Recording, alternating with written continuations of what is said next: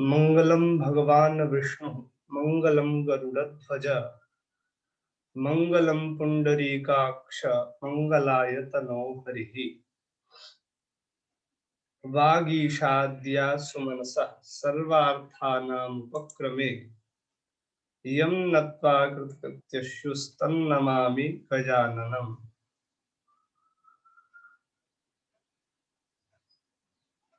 आप सभी को पुनः पौन्येन नमन।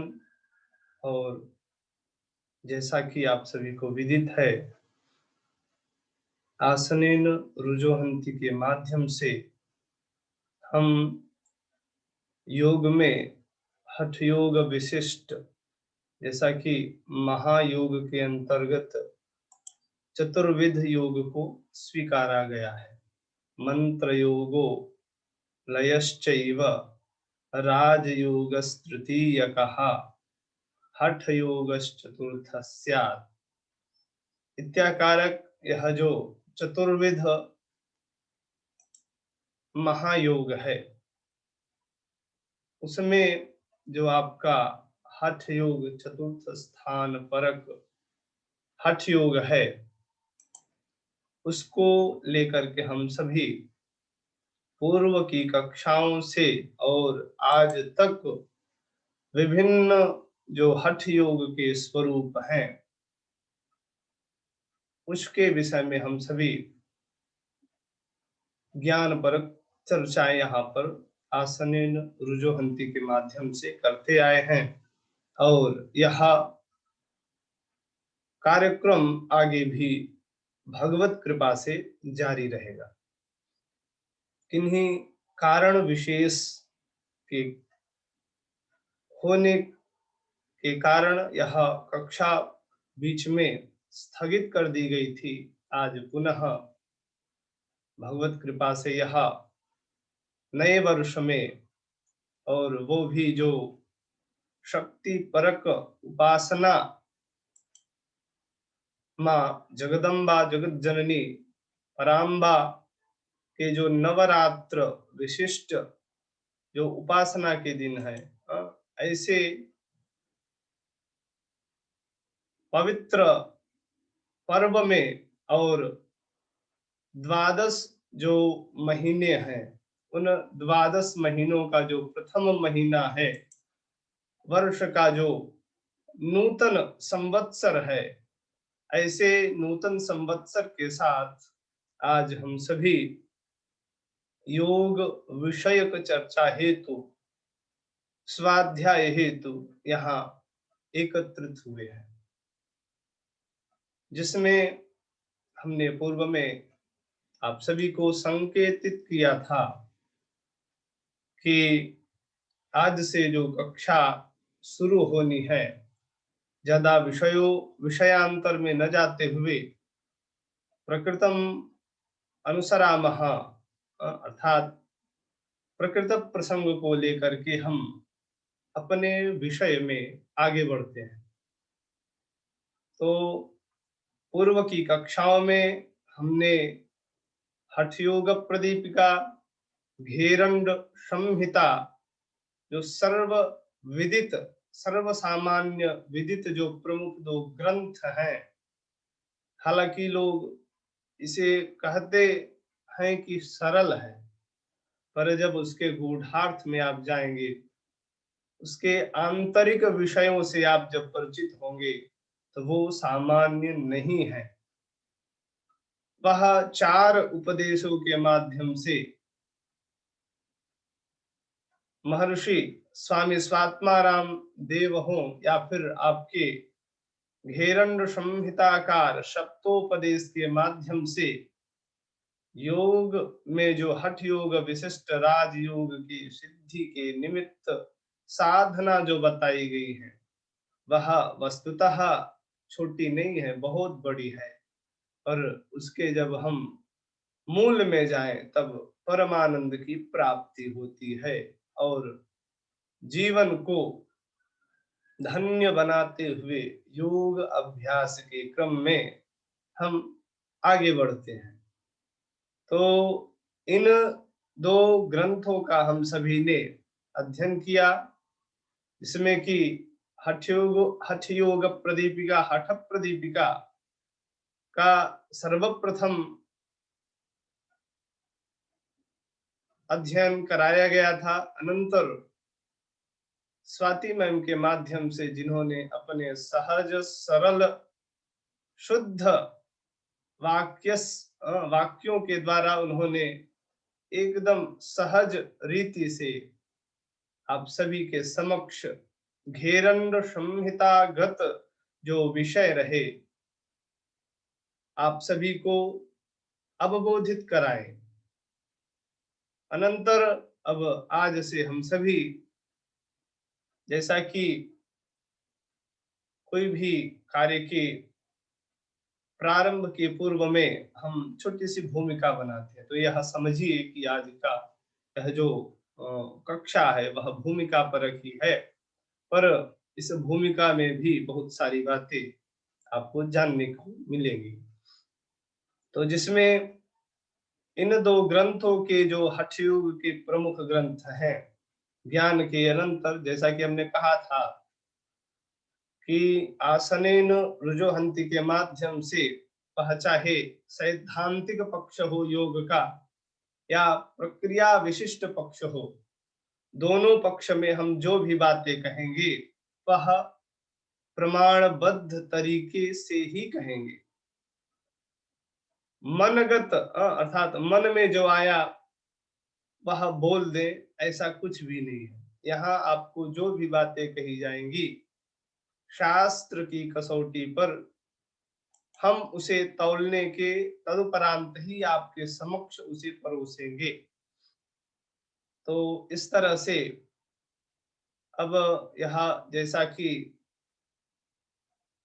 वर्ष पर्यंत, एक वर्ष से ऊपर होने चल रहा है, यह कोरोना नामक संक्रमण वायरस बीमारी से हम सभी व्यथित, चिंतित और अत्यंत दुख से संलिप्त, फिर भी जब हम योग की शरण में आते हैं तो वह बड़ी से भी बड़ी बीमारी, दुख, कष्ट, यह इन सभी से अपने आप को हम विनिर्मुक्त करके अपने जीवन को धन्य बनाते हैं। तो आप सभी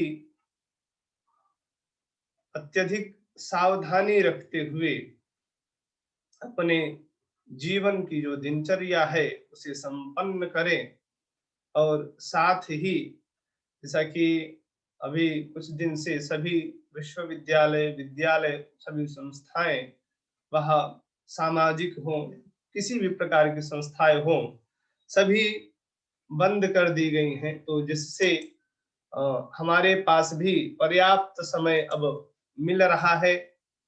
तो हमने भी यह मन में एक जिज्ञासा बैठा करके कि योग के वह चाहे सैद्धांतिक पक्ष हो या क्रिया विशिष्ट पक्ष हो, उस पर कुछ कार्य किया जाए।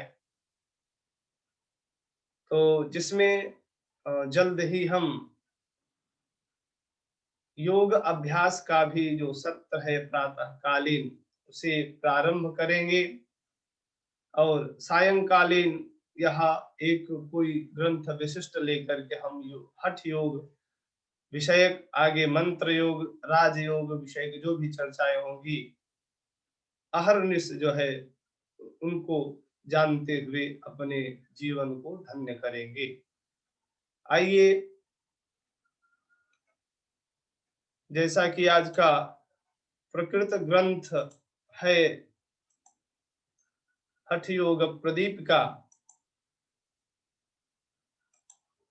हठ रत्नावली, तो सर्वप्रथम थोड़ा सा इस हठ योग रत्नावली नामक जो ग्रंथ है, इसके विषय में हम कुछ चर्चाएं करेंगे। कि जैसा कि इसका नाम रखा गया है हठ योग रत्नावली, अब इसमें 4 शब्द हैं अलग अलग, जब आप करेंगे तो हठ, योग और रत्न आवली। हठ भी आप जानते हैं, योग भी आप जानते हैं, और रत्न भी आप जानते हैं, और आवली से भी आप संभवतः परिचित होंगे।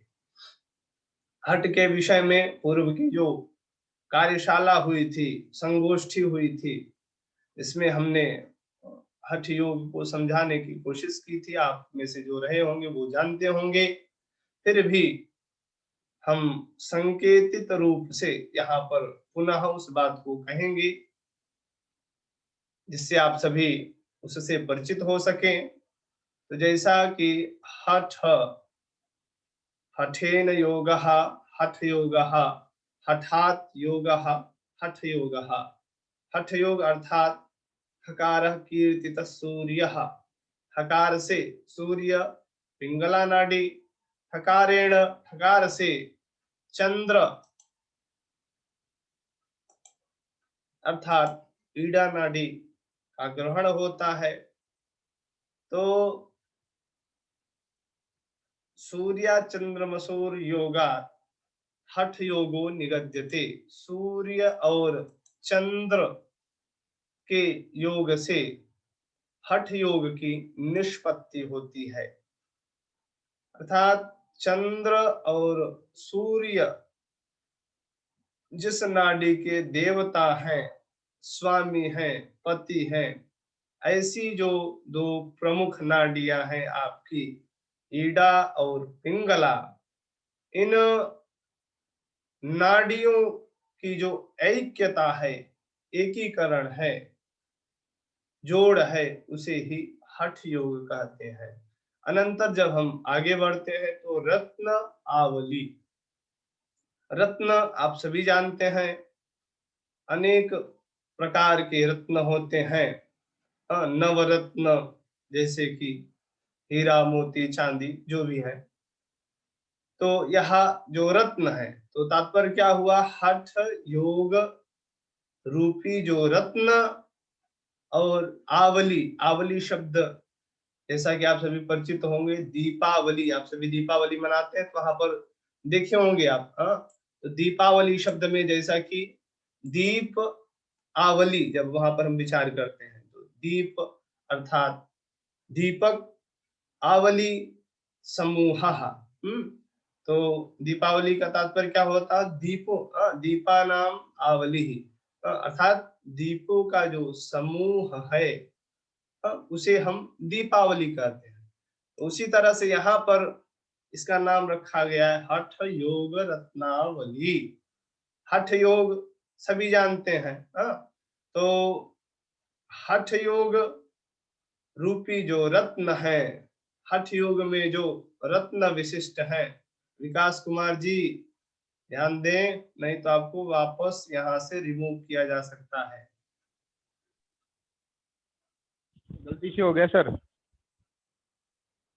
कोई बात ध्यान नहीं है, बाय मिस्टेक हो गया। तो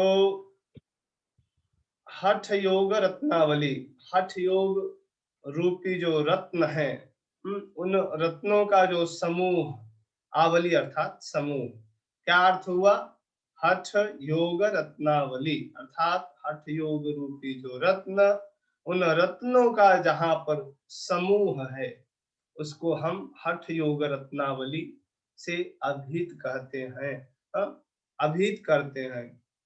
तो यह हठ योग रत्नावली इस ग्रंथ का नाम है, जिसका आज से हम सभी अध्ययन करेंगे। तो इत्याकारक आशा करते हैं आप सभी हठ योग रत्नावली के अर्थ से परिचित हो चुके होंगे। अब आगे बढ़ते हैं। हठ योग रत्नावली यह हठ योग का प्रमुख ग्रंथ है। एक बात आप सभी जान लें, यह जो हठ योग रत्नावली है, इससे आपके जो परीक्षाएं होती है, नेट जीआरएफ, कोई भी परीक्षा हो,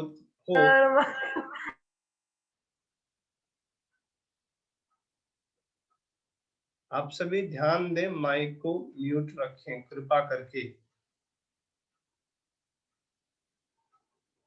और थोड़ा कक्षा को सीरियस लें तो ही इसका आनंद आएगा, अन्यथा कथा सुन करके चले जाने से कोई लाभ नहीं है। इसका थोड़ा सा आप सभी ध्यान दें। तो जिस तरह से हम चर्चा कर रहे थे हठ योग रत्नावली, हठ योग रत्न रूपी, रत्न रूपी जो हठ योग उसकी जो आवली समूह है, ऐसे हठ योग विशिष्ट हठ योग रत्नावली नामक ग्रंथ जिसके प्रणेता राइटर रचनाकार श्री निवास भट्ट हैं, जिन्होंने इस ग्रंथ की रचना 16वीं शताब्दी संभवतः की है। तो ऐसे ग्रंथ हठ योग का जो विशिष्ट ग्रंथ है आपका हठ योग रत्नावली, तो इसके विषय में हम कह रहे थे कि जो भी यहाँ विषय बताए गए हैं, यहाँ आपका जो ग्रंथ है, पुस्तक है, 4 अध्यायों में विभक्त है, जहां पर 4 उपदेश भी कहते हैं। तो जो यहाँ पर 4 अध्याय हैं, उनमें अलग अलग जो है हठ योग के वह प्रक्रियात्मक जो स्वरूप है उसको बताया गया है। तो इस ग्रंथ के रचनाकार जो कि एक सरवर नामक जो महान मनीषी हुए, महान विद्वान हुए, जिनके बारे में वह इन्होंने दूसरे श्लोक में स्वयं वर्णन किया है, जो कि महान ज्योतिषी थे, सांख्य दर्शन के अनन्य विद्वान, वेदांत न्याय एवं शब्द शास्त्र के परम निष्णात ऐसे विद्वान सरवर, उनके यह पुत्र है श्रीनिवास भट्ट जी, जिन्होंने इस हठ योग रत्नावली नामक ग्रंथ की रचना की है। तो उनके द्वारा प्रणीत, विरचित, लिखित जो ग्रंथ है हठ योग रत्नावली, इस ग्रंथ के विषय में आज हम सभी विचार करने जा रहे हैं। तो सामान्यन जैसा कि हम आप सभी से कहा करते हैं कि कोई भी ग्रंथ पढ़ने के पहले उसकी भूमिका जानिए, कि जैसा कि इस ग्रंथ में 4 अध्याय हैं, जिनमें आपका प्रथम अध्याय उपदेश, आप कुछ भी कह लीजिए, जो प्रथम अध्याय है जहां पर इन्होंने अर्थात श्रीनिवास भट्ट जी ने सर्वप्रथम मंगलाचरण किया है। अनंतर एक सामान्य रूप से आप सभी इसको दिमाग में बैठाइए कि 4 अध्यायों में अलग अलग क्या क्या विषयों का वर्णन है। आप सभी के पास अगर पेन कापी है तो उसको आप लिपिबद्ध भी करिए, लिख लीजिए, क्योंकि याद नहीं रहता है। आप सिस्टम के भरोसे रहें, आगे चल करके हम देख लेंगे। तो ये बहुत बड़ी हम लोग भूल करते हैं। अधिकतर मैं स्वयं अपने जीवन में इस बात को अनुभव किया हूँ कि जो चीजें हम आगे के लिए छोड़ देते हैं, भविष्य में जो है इसको हम देख लेंगे, तो वह मौका कभी नहीं मिलता है कि हम उसको दोबारा देख सके। इतना जीवन में आलस्य होता है, मन इतना आलसी है कि दोबारा हम उसकी तरफ दृष्टि तक उठा के नहीं देखते हैं। यही कारण होता है कि हमारी बुद्धि मलिन होती जाती है। जब हम उसे नित्य नवीन कुछ न कुछ उसको देते रहे, कुछ न कुछ उस पे आलोडन करते रहे, तो वह अपने अर्थात जो विद्या पर ज्ञान अर्जित करने में वह सक्षम होती जाती है, भार उठाने में धीरे धीरे वह सक्षम होती है। तो इसलिए आप सभी इसका थोड़ा सा ध्यान रखेंगे। यहाँ पर जो भी बताया जा रहा है आप सभी उसको थोड़ा सा अच्छे से तैयार करें और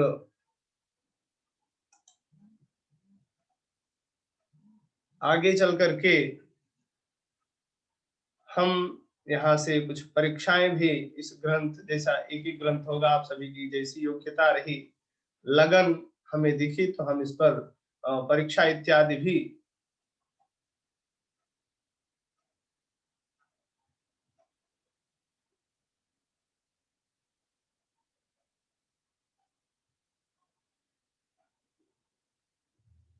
आवाज जा रही है क्या? जी सर, आ रही है अभी, बिल्कुल क्लियर आ रही है सर, आप बोलिए। अच्छा, थोड़ा नेटवर्क की दिक्कत अभी होने।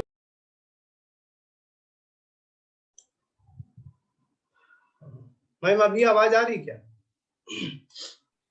जी सर, आ रही है अभी। जी आ रही है रितेश जी। अच्छा, थोड़ा सा जो है नेटवर्क प्रॉब्लम आ जा रही है, चलिए अभी नहीं होगा।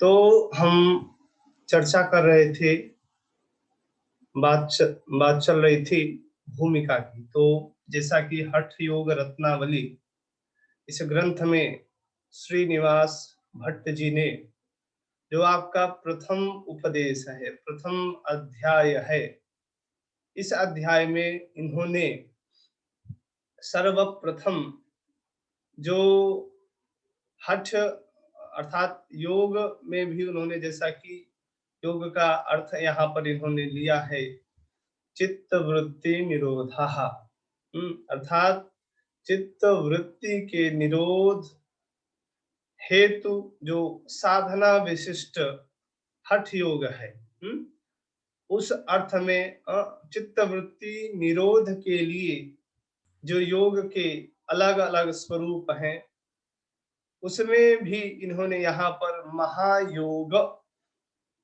व्यवहृत किया है।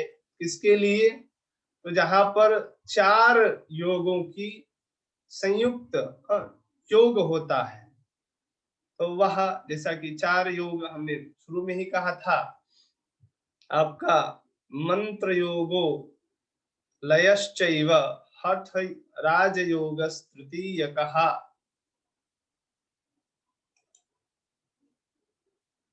हठ योगश्चतुर्थ स्यात्। यह जो चतुर्विध यह आपका योग है, इसको यहाँ पर इन्होंने महायोग की संज्ञा दी है। इत्याकारक यहाँ पर चारों योगों का यहाँ पर जो महायोग है उसको लेकर के इन्होंने वर्णन किया है, जिसमें अब उसके बाद उन्होंने इन चारों का वर्णन किया है विधिवत। मंत्र योग क्या है उसके बारे में इन्होंने बताया, अनंतर लय योग क्या है उसकी परिभाषा 2-3 श्लोकों के माध्यम से दी है। उसके बाद राजयोग क्या है उसके विषय में 3-4-5 श्लोकों के माध्यम से इन्होंने वर्णन किया है। फिर उसके बाद लास्ट में हठ योग क्या है उसके विषय में भी इन्होंने अच्छी तरह से वर्णन किया है। माइक म्यूट कर लीजिए। तो इस तरह से आपका जो प्रथम उपदेश है, प्रथम अध्याय है, यहाँ तक महायोग के विषय में बताया। अनंतर जो शरीर शुद्धि के निमित्त शोधन क्रिया होती है उसका यहाँ पर वर्णन है। पर बड़ी विशिष्ट बात यहाँ पर यह है कि आज तक हम लोगों ने जो शोधन क्रियाओं को जाना था वह षड्विध ही क्रियाएं थी, अर्थात 6 क्रियाओं से ही हम सभी परिचित थे। पर यहाँ पर 8 क्रियाओं का वर्णन है। दो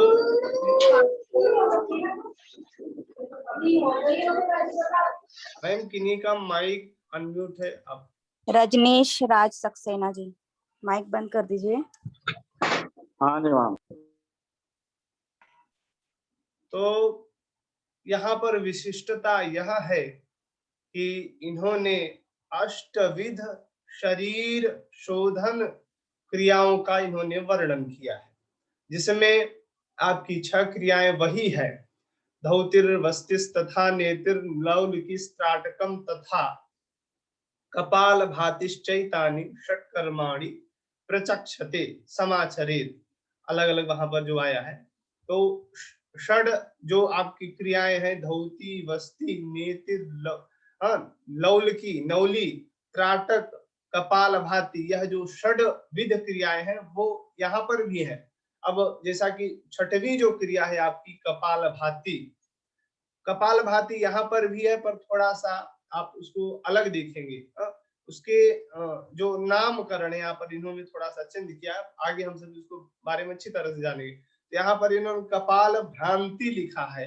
अब यहाँ लेखन पद्धति में त्रुटि हुई है या फिर आगे इसका क्या फर्क है, जब ग्रंथ में हम सभी पढ़ेंगे तब वहां पर जानेंगे।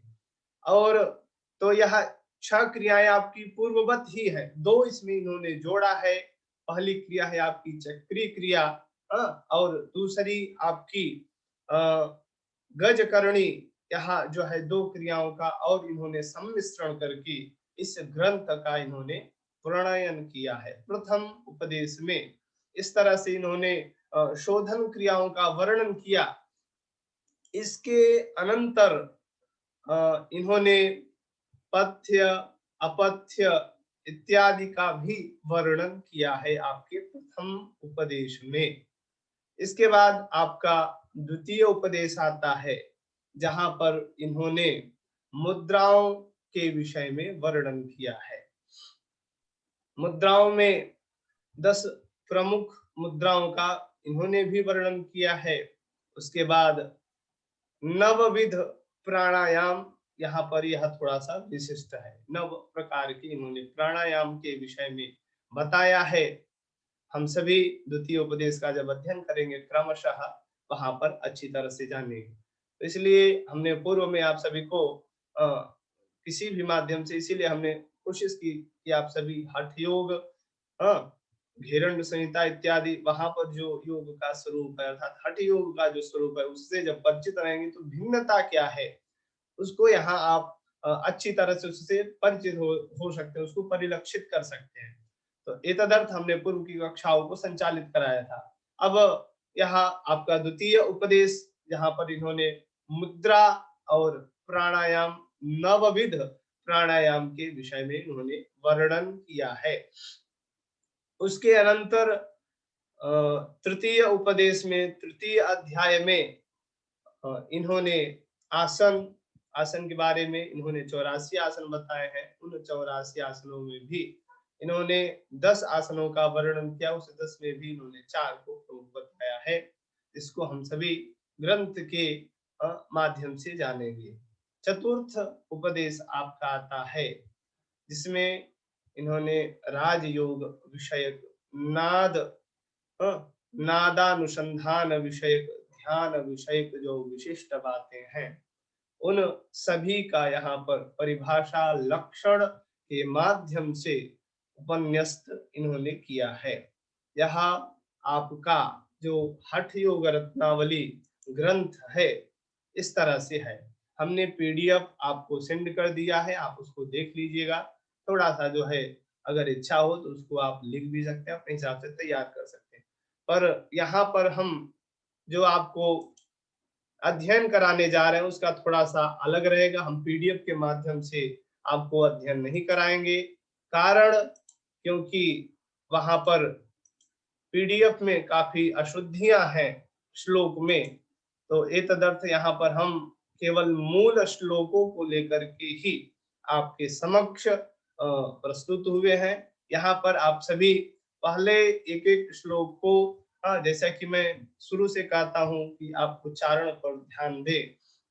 उच्चारण के साथ साथ संस्कृत जैसा कि देववाणी है, इसका आप अगर उच्चारण करते हैं तो भी आप पुण्य के भागी बन रहे हैं, पुण्य की प्राप्ति कर रहे हैं। तो इस तरह से यह जो देव भाषा विशिष्ट जो संस्कृत भाषा है उसके माध्यम से यह जो श्लोकात्मक यह आपका हठ योग विशिष्ट योग में जो ग्रंथ है उसको हम सभी मूल श्लोकों के माध्यम से जानेंगे। यहाँ पर मैं पहले उच्चारण करके फिर उसका जो अर्थ है उसको भी एक एक अक्षर का आप सभी के समक्ष बताऊंगा। बस थोड़ा सा आप अगर सावधानी रख करके यहाँ पर पहले देखिए किस तरह से। अब कई लोग गलती क्या करते हैं कि हम यहाँ पर बता रहे हैं उसी समय वो क्या करेंगे कि पुस्तक खोल लेंगे टीका खोल करके, तो वो देखेंगे कि इन्होंने ये कहा, यहाँ पर ये लिखा है। वह संशय में जो है, मेघा जी ध्यान दीजिए, इसके साथ छेड़खानी कोई नहीं करेगा, शांति से बैठिए, बताया जा रहा है उसको थोड़ा सा ध्यान से दें, बदमाशी न करें। तो इस तरह से यहाँ पर जो कि हम श्लोक पहले बताएंगे, फिर उसका जो अर्थ है उसको बताते हुए हम आगे बढ़ेंगे। तो आप सभी यहाँ पर एक एक बातों को ध्यान से सुने, कहीं अगर आपको शंका है तो बीच में नहीं बोलना है। एक बात ये भी ध्यान रखना, कई बार पीछे की कक्षाओं में हमने देखा था, स्वाति मैम जब अध्यापन करा रही थी तो कई लोग थे, तो जब उनके मन में आता तब वो जो है पूछना शुरू कर देते थे। ऐसा नहीं होता है। वहां पर दिक्कत क्या होती है कि अध्यापक पढ़ा रहा है और आपने प्रश्न वहां पर पूछा तो विषय कुछ और चल रहा है, अब ध्यान कहीं और चला जाता है विषयांतर में, तो थोड़ा सा फिर वहां पर आने में दिक्कत होती है। तो इसलिए आप सभी ध्यान पूर्वक पढ़िए, फिर बाद में जिस तरह से हमारे यहाँ परंपरा है कि आप पढ़ने के अनंतर सत्र कक्षा जब संपन्न हो जाए तो वहां पर आप अपने प्रश्न रखें। मेघा जी ध्यान दीजिए, नहीं तो हम यहाँ से रिमूव कर देंगे आपको, छेड़खानी नहीं करनी यहाँ पर।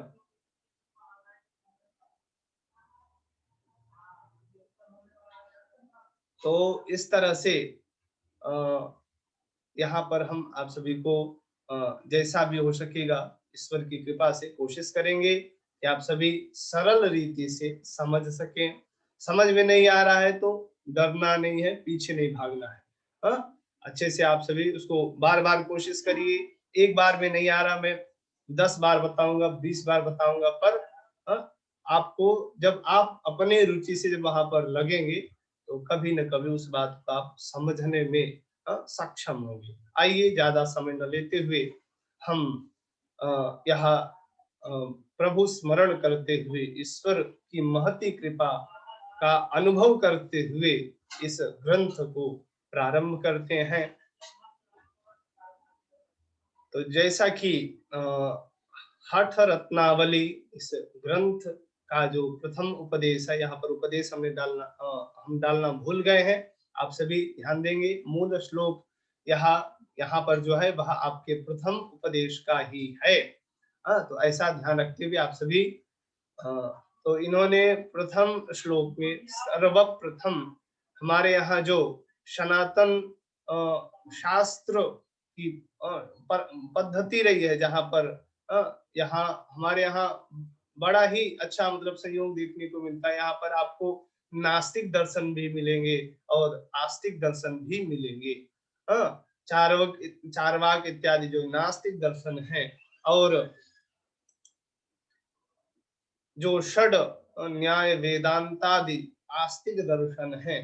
तो इत्याकारक जो आस्तिक दर्शन है उन्होंने भगवान ईश्वर की सत्ता को मानते हुए प्रत्येक ग्रंथ के शास्त्र के आरंभ में वह मंगलाचरण करते हैं। मंगलाचरण के विषय में हम हठयोग प्रदीपिका की कक्षा में अच्छी तरह से बताए थे, यहाँ भी थोड़ा सा स्मरण कराते हुए हम आगे बढ़ेंगे।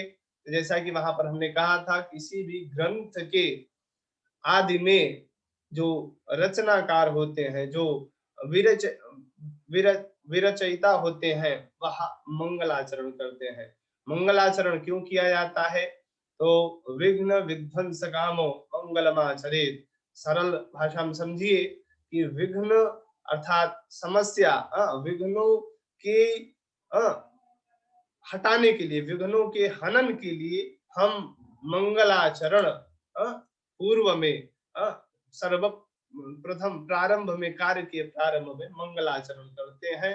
मंगलाचरण हमने जैसा कि बताया था 3 प्रकार का होता है, आशीर्वादात्मक, वस्तु निर्देशात्मक और नमस्कारात्मक। तो तीनों मंगलाचरण के विषय में आप सभी जाने रहिए। नमस्कारात्मक मंगलाचरण अगर होगा तो वहां पर जो ग्रंथकार होंगे वो अपने जो इष्ट है उनको नमस्कार करके ग्रंथ की जो है प्रारंभ करेंगे, ग्रंथ को प्रारंभ करेंगे। वस्तु निर्देशात्मक अगर वह मंगलाचरण होगा तो उन्होंने अपने ईश्वर से उस ग्रंथ विशिष्ट की जो है संपन्नता या फिर कोई इच्छा वहां पर प्रकट करके वस्तु की कामना करेंगे, या फिर नमस्कारात्मक, वस्तु निर्देशात्मक और आशीर्वादात्मक अगर मंगलाचरण होगा तो वहां पर वह ईश्वर से आशीर्वाद की कामना करेंगे। यह त्रिविध आपका मंगलाचरण होता है। तो यहाँ पर इन्होंने सर्वप्रथम प्रथम उपदेश में प्रथम श्लोक में इन्होंने मंगलाचरण किया है। मंगलाचरण क्या है? तो इस प्रकार से है, श्री आदिनाथं नत्वाथ श्रीनिवासो महामतिः हठरत्नावली धत्ते योगी नाम कंठभूषिताम। तो एक एक अक्षर को जैसा कि शुद्धता के साथ आप सभी उच्चारण का भी अभ्यास करें, कहीं दिक्कत हो तो उसको बार बार पूछिए। पर आप सभी अगर पढ़ रहे हैं अच्छी तरह से परंपरागत पद्धति से, तो एक एक चीजें आपको जो है अच्छी तरह से आना चाहिए। इसलिए आप सभी उच्चारण पर भी बल देंगे। फिर से ध्यान से देखिए, श्री आदिनाथम नत्वाथ श्रीनिवासो महामतिः हठरत्नावली धत्ते योगिनाम कंठभूषिताम। आज इसी श्लोक पर विचार विमर्श करके कक्षा को संपन्न करेंगे। तो जैसा कि यह आपका प्रथम श्लोक है, इसमें जो ग्रंथकार है अर्थात श्रीनिवास भट्ट जी यहाँ पर अपने इष्ट ईश्वर को अर्थात श्री आदिनाथ भगवान शिव को प्रणाम करते हैं। क्या इन्होंने लिखा? तो अथ यहाँ पर इन्होंने सबसे पहले जब अन्वय करेंगे तो नत्वाथ है, यहाँ पर पररूप होकर के नत्वाथ हुआ है, तो अलग अलग करेंगे तो होगा नत्वा अथ। अथ अर्थात प्रारभ्यते। अथ का अर्थ यहाँ पर क्या है? का तात्पर्य क्या है? प्रारंभ करते हैं। तो प्रारंभ में क्या कह रहे हैं? श्री आदिनाथम नत्वा श्रिया सहित। श्री का तात्पर्य क्या है यहाँ पर? माँ पार्वती, शक्ति, जैसे कि हम सभी बोलते हैं सीताराम, राधे श्याम।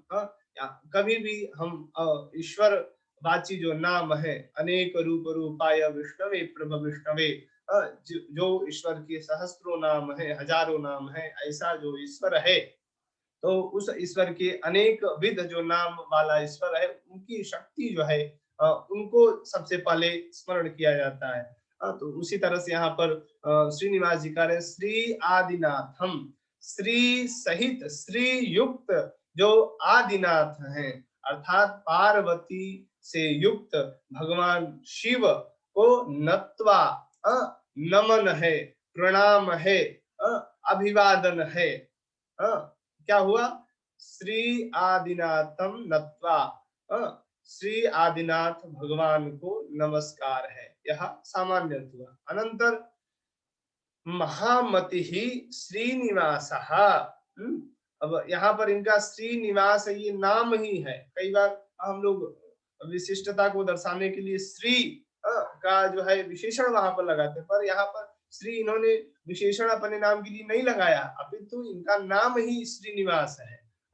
तो कहते हैं महामति ही श्रीनिवास, अर्थात महामति का तात्पर्य क्या है? जो महान मति बुद्धि से युक्त है, अर्थात जो बुद्धिमान है, ऐसे श्रीनिवास नत्वा श्री आदिनाथम, अर्थात मैं महामति श्रीनिवास आदिनाथ श्री सहित आदिनाथ को प्रणाम करता हूँ, नमन करता हूँ, नमस्कार करता हूँ। अनंतर अब यहाँ आपका क्या हुआ? नमन कर रहे हैं तो यहाँ आपका जो मंगलाचरण है वह नमस्कारात्मक हुआ। फिर आगे कहते हैं हठ रत्नावली धत्ते योगिनाम कंठभूषिताम। अब यहाँ पर जो कोई भी हमारे यहाँ कोई भी ग्रंथ हो, उसके प्रथम श्लोक में ही ग्रंथ का नाम आपको बता दिया जाता है। वहां पर अनुबंध चतुष्टय जो होते हैं उसके विषय में भी बता दिया जाता है। हाँ, तो यहाँ पर आगे क्या कहते हैं, हठ रत्नावली धत्ते। धत्ते का तात्पर्य होता है, धत्ते यहाँ पर धातु है, अर्थात करता हूँ, क्या करता हूँ, हठ रत्नावली नामक ग्रंथ की रचना करता हूँ। किस लिए कर रहे हैं, तो योगी नाम कंठ भूषिताम, कंठ भू योगी नाम कंठ भूषिताम। तो जिस तरह से योगी नाम अर्थात योगियों के लिए जो कंठ भूषिताम, कंठ को विभूषित करने वाली है, सौंदर्य युक्त करने वाली है। कंठ भूषिताम का तात्पर्य यहाँ पर क्या है, जिस तरह से एक कोई सौंदर्य युक्त स्त्री हो, उसके कंठ में अगर यह नवलखाहार दिव्य भूषित हो, तो उसकी शोभा और बढ़ जाती है। तो उसी तरह से योगियों के लिए यहाँ पर जो हठ योग रूपी महान रत्न समूहों को मैं यहाँ पर उद्भावित करने जा रहा हूँ। तो वह रत्न समूह क्या करेंगे, उस इन सभी योगियों के लिए, योगी नाम अर्थात योगियों के लिए कंठ भूषिताम, कंठ को विभूषित करने वाले हैं। फिर से ध्यान से देखिए, सरल रीति से, कोई कठिन नहीं है श्लोक अर्थ। हम लोगों की आदत हो चुकी है, कोई भी पुस्तक पढ़ेंगे श्लोक तो देखते ही नहीं है, बस वही नीचे की व्याख्या देख लिया, अर्थ देख लिया, बस हो गया। ऐसा नहीं होता है। संस्कृत अगर आप कोई भी, क्योंकि जो प्राच्य विद्या है, जो षोडश कलाएं हैं, पंचदश जो विद्याएं हैं, हमारे यहाँ संस्कृत का इतना विशाल स्वरूप है कि आप जो है इसकी अगाधता को, जिस तरह से समुद्र की गहराई को आज तक मापा नहीं जा सका है, उसी तरह से यहाँ पर अनेक विध रत्न है। जब उसके हम अंदर जाएंगे तब तो हम लोग बाहर से ही भाग जाते हैं परिश्रम के डर के कारण। तो देखिए ध्यान से, श्रीनिवासः महामतिः नत्वा श्री आदिनाथम। तात्पर्य क्या हुआ, महामति महान बुद्धिमान पंडित श्रीनिवास अपने विषय में कह रहे हैं, अहम महामति ही श्रीनिवासः, अर्थात मैं महामति श्रीनिवास नत्वा नमस्कार करता हूँ, किन्हें नमस्कार करता हूँ, तो आदिनाथ श्री आदिनाथम, श्री का ध्यान रखिएगा, श्री आदिनाथम अर्थात श्रिया सहित, श्री के सहित, माता पार्वती के सहित भगवान आदिनाथ, आदिनाथ अर्थात शिव को नत्वा नमस्कार करता हूँ। इसलिए कर रहे हैं नमस्कार, तो नीचे की पंक्ति में उन्होंने कहा धत्ते हठ रत्नावली, अर्थात हठ रत्नावली नामक ग्रंथ की रचना कर रहा हूँ, इसलिए नमस्कार कर रहा हूँ। आगे कहते हैं योगी नाम कंठ भूषिताम, यह जो हठ रत्नावली है कैसी है, जो कि योगियों के कंठ को विभूषित करने वाली है, शोभा युक्त करने वाली है, ऐसी जो हठ रत्नावली। अब कंठ भूषिताम के यहाँ पर आप इस तरह से भी अर्थ कर सकते हैं। यहाँ पर जो विषयों का इन्होंने उद्भावन किया है, आप उसको जान करके अगर किसी के सामने, किसी के समक्ष इन बातों को कहते हैं, तो आपके कंठ की शोभा, वाणी की शोभा जो है अनंत गुना बढ़ जाएगी। सामने वाला जब सुनेगा, आप प्रमाण सहित जब यहाँ की बातों को उसके सामने कहेंगे कि यहाँ पर देखो हमारे यहाँ षड्विध ही षटकर्म नहीं है, अपितु अष्टविध षटकर्म है, अष्टविध ही प्राणायाम नहीं है, अपितु नवविध प्राणायाम है। तो जो सामने वाला रहेगा उसको बड़ा आश्चर्य होगा जब आप प्रमाणबद्ध कहेंगे, तो कितनी प्रसन्नता होगी, शोभा, आपके कंठ की शोभा बढ़ जाएगी। इसलिए आप यहाँ हठ रत्नावली नामक जो ग्रंथ में उपन्यस्त जो हठ योग विषयक बातें हैं उसको अच्छी तरह से समझे, परिचित हो। पुनः श्री आदिनाथम नत्वाथ श्रीनिवासो महामतिः हठ रत्नावली धत्ते योगिनाम कंठ भूषिताम। अर्थ क्या हुआ, महामति ही श्रीनिवासः, महाबुद्धिमान, महान पंडित, महामति, एक एक शब्द का अर्थ समझे रहिए। महामति का क्या अर्थ है, अर्थात जो महान पंडित है, महान बुद्धि से युक्त है, ऐसे श्रीनिवास, अर्थात वो अपने विषय में कह रहे हैं, मैं श्रीनिवास महामति युक्त नत्वा नमस्कार करता हूँ, किन्हें, तो श्री आदिनाथम, श्री अर्थात माता पार्वती के सहित आदिनाथ भगवान को नमस्कार करता हूँ, प्रणाम करता हूँ। आगे कहते हैं हठ रत्नावली धत्ते। हठ रत्नावली धत्ते का तात्पर्य क्या हुआ? हठ रत्नावली नामक ग्रंथ की मैं रचना कर रहा हूँ। क्यों कर रहे हैं? तो योगी नाम कंठभूषिताम, कंठभूषिताम योगी नाम, योगियों के कंठ की शोभा को विभूषित करने के लिए मैं इस हठ रत्नावली नामक ग्रंथ की रचना कर रहा हूँ। श्री आदिनाथम नत्वाथ श्रीनिवासो महामतिः हठ रत्नावली धत्ते योगिनाम कंठभूषिताम। आज इतना ही। कल आगे हम इस पर चर्चा करेंगे, विचार करेंगे। अब एक आप सभी से आप सभी में से अगर कोई ऐसा हो जिसे लग रहा हो कि हम इस श्लोक को बोल सकते हैं, तो एक व्यक्ति जो है तुरंत अपने आप को अनम्यूट करेगा, जल्दी से इस श्लोक को बोल जाएगा। कोई भी। जी मैं पढ़ूं? हाँ बिल्कुल। श्री आदिनाथम नत्वाथो श्रीनिवासो महामति हठ रत्नावली धत्ते योगी नाम कंठभूषिताम। बहुत सुंदर। उत्तमम, बहुत ही सुंदर। नमो नमः। नमो नमः। अब हम प्रश्न उत्तर की तरफ बढ़ते हैं।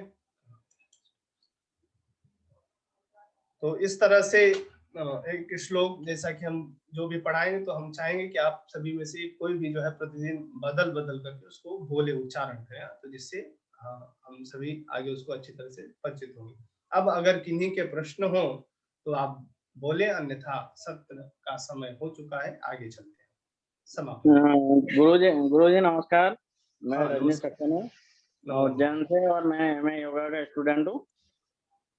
सर वो जो अभी वेबिनार हुआ था, तो उसके मैंने 2 लोगों के वो फीडबैक फॉर्म भर के भेजे थे, तो उसका वो सर्टिफिकेट नहीं निकल के आया सर। आज 2-3-4 लोगों के आपने भेजे थे, पर 2 लोगों के नहीं आए थे, तो आप वो बना के भेज दीजिएगा। अब ये चलिए, ये यहाँ का विषय नहीं, फिर भी आप बोल रहे हैं तो हम थोड़ा सा से बोल देंगे। ध्यान रखना चाहिए कहाँ पर क्या बोलना चाहिए। तो जी जी जी सर। और मैं ये बोल रहा था कि ये जो आज की जो क्लास थी, वो तो 6:30 बजे से 7:30 बजे तक की थी। अब जो कल की क्लास होगी उसका क्या टाइमिंग रहेगा सर? उसका भी यही टाइम रहेगा। और मैं ये बोल रहा था कि जो डायबिटीज के जो पेशेंट होते हैं, उनसे रिलेटेड कुछ योग भी आप कल बताइएगा कि जो योग कर सके और उससे वो निजात पा सके, जैसे डायबिटीज जो शक्कर की बीमारी होती है ना, उसके मैं चाह रहा था। सब बताया जाएगा। आपको थोड़ा सा धैर्य रखना पड़ेगा, पर जो प्रकृत प्रसंग चले उसके हिसाब से चलना है, ये बात ध्यान रखिएगा आप सभी।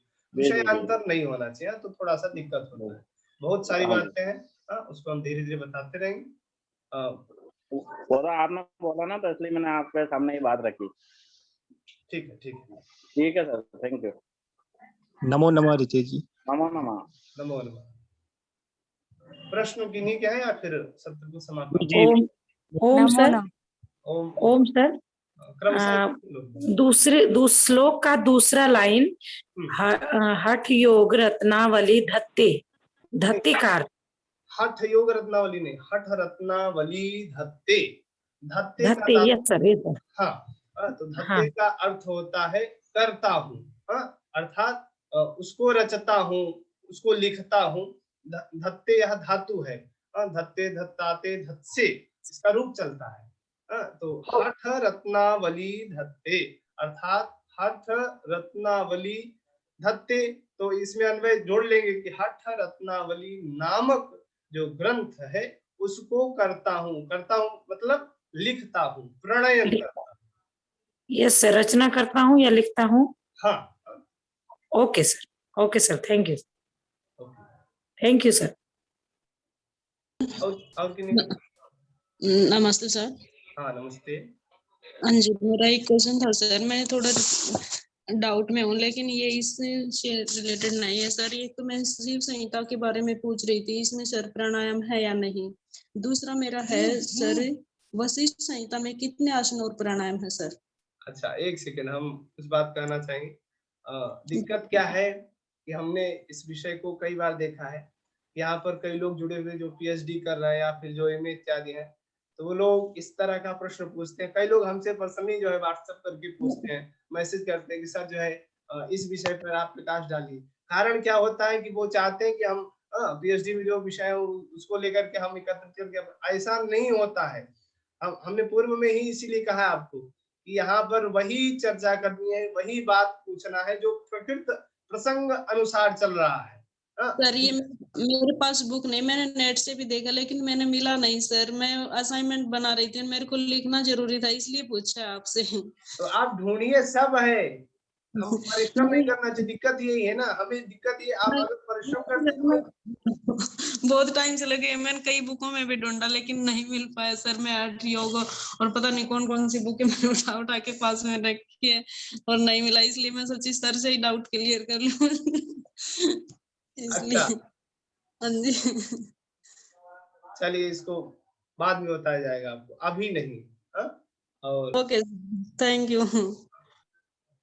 थोड़ा सा ढूंढिए, बहुत सरल, ये सब कोई कठिन नहीं है, और वही परिश्रम नहीं करना चाहते, इसलिए हमें सर क्वेश्चन का क्या रहा था इनका, फिर से एक बार रिपीट करवा दीजिए तो। फिर से बोलिए, नहीं समझ में आया, कौन बोल रहा भैया? शिव संहिता में एक प्राणायाम कितने हैं ये पूछ रही थी सर। दूसरा मेरा क्वेश्चन है वशिष्ठ संहिता में कितने आसन और प्राणायाम हैं। मेरे पास बुक नहीं है इनकी और मैंने नेट से देखा तो मिला नहीं। वशिष्ठ संहिता कोई छोटा सा ग्रंथ नहीं है, ठीक है, जी सर। वो बहुत विशाल है। जी सार सर। हमने पूर्व में वशिष्ठ संहिता के विषय में कुछ बातें लिखी भी थी, पर दुख यही होता है कोई देखना नहीं चाहता, केवल अपना प्रश्न लेकर के बैठे रहते हैं बाद अपने। में जोड़ी थी सर, इसलिए सर वशिष्ठ संहिता का पीडीएफ मेरे पास है, अगर उनको चाहिए तो मैं आपको भेज सकती हूँ ग्रुप पर। अरे वशिष्ठ संहिता छोटा नहीं है ना मैम, आप पीडीएफ तो हजारों होगा इनके पास, पर कौन पढ़ता है, यही दिक्कत है ना। नहीं नहीं सर, मेरे पास नहीं है। उनके पास किताब नहीं है, वो यही बोल रहे हैं ना सर, तो उनका पीडीएफ भेज देंगे तो थोड़ा पढ़ लेंगे उसको। भेज दीजिए, भेज दीजिए। सर मैं आपको भेज दूंगी, आप ग्रुप में भेज देना। ठीक है, चलिए, प्रकृत प्रसंग अनुसार अगर किन्हीं का प्रश्न हो तो बोलिए, नहीं तो समय हो चुका है, अभी आगे की भी कक्षा एक लेनी है, तो हम आगे चलते हैं। किन्हीं का प्रश्न नहीं है? सर ये जानना चाहता था मैं, जी, जो हठ रत्नावली है तो वो आपका क्या मानना है कि वो घेरन संहिता या फिर हठ प्रदीपिका की रचना के पहले उसकी रचना हुई होगी या बाद में हुई होगी, आप क्या मानते हैं? आवाज आपकी कट रही है, फिर से बोलिए, स्पष्ट बोलिए। रत्नावली जो है उसकी रचना का जो काल आपको क्या लगता है कि वो जो हठ प्रदीपिका है और जो घेरन संहिता है उससे पहले हुई होगी या उसके बाद हुई होगी, आपको क्या लगता है सर? अब अभी वैसे हमने उतना अध्ययन नहीं किया है, फिर भी हठ योग प्रदीपिका और हठ घेरन संहिता के बाद ही संभवतः इसका प्रणयन किया गया है। हो सकता है घेरन संहिता के पहले का हो, पर हठ योग प्रदीपिका के बाद का ही है। इसके मूल में जानना होगा तो वहां पर ठीक है। इन्हीं को अगर मालूम हो तो बताएं। सर मैंने सोमवीर सर की वीडियो देखी थी, उन्होंने उसमें बताया 1150 और इसे 400-500 ईस्वी के आसपास लगभग बताया था उन्होंने। इसमें बहुत सारे मतभेद है, कोई 1625 कहता है, हाँ 1625 से 1695 90, अलग अलग बहुत सारे लोग हैं, इसीलिए थोड़ा सा हुआ है ना। चलिए कोई बात नहीं, और किन्हीं को मालूम है? प्रणाम। हाँ प्रणाम। मैं ये पूछ रही हूँ कि अगर पता चल जाए तो करेंगे क्या? जो है सो उसको मान के आगे चलना चाहिए, ये हमारे ज्ञान के लिए। वो सो तो ठीक है ज्ञान के लिए, पर परीक्षाओं में पूछ लेगा तो फिर क्या करेंगे, कहेंगे कि हमें क्या करेंगे इसका, हाँ? सो तो ठीक है भैया, उसको जो है पता करके क्या करेंगे, वहां पर जाकर कुछ जोड़ वोड़ तो नहीं कर सकते हैं, फिर भी अब इस समय परीक्षाओं में भी इस तरह की बातें पूछी जाती है, इसलिए जानना चाहिए। सर प्रणाम सर। हाँ प्रणाम भैया। कौन सर इसमें ना तीसरे श्लोक नंबर 3